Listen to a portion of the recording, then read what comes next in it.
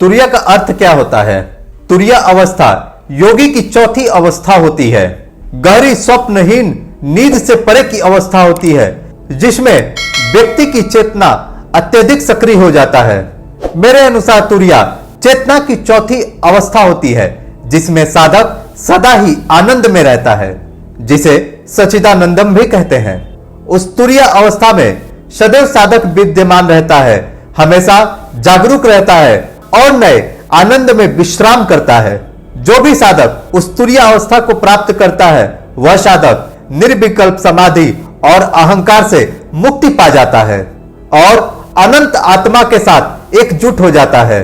यहां तुरिया का तात्पर्य यह है कि साधक आत्मा, व्यक्तिगत स्व और ब्रह्म से अनंत स्व दोनों से जो उसके आध्यात्मिक मिलन का प्रतिनिधित्व करते हैं। साधक की व्यक्तिगत आत्मा तुरिया अवस्था में स्वप्न, जागृत और गहरी नींद की चेतना की तीनों अवस्थाओं को महसूस करता है और उससे परे चली जाती है। वह भौतिक जगत के ब्रह्म के स्थूल पहलू, स्वप्न जगत में ब्रह्म के सूक्ष्म पहलू और गहरी नींद में अनंत प्रकृति के कारण पहलू से परे चला जाता है। वह अपने वास्तविक स्वरूप को शुद्ध ज्ञान और आनंद के इच्छा ब्रह्म के द्वंद्व से मुक्त हो जाता है।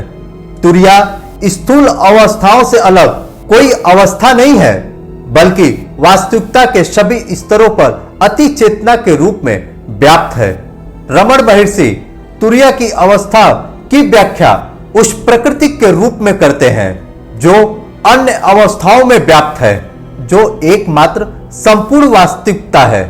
मंडूक उपनिषद में तुरिया की चर्चा शुद्ध चेतना के रूप में करते हैं, जो मन द्वारा अवर्णनीय है, समझ से परे और अकल्पनीय है, लेकिन अनंत एक सच्चे आत्मा के रूप में महसूस किया जा सकता है।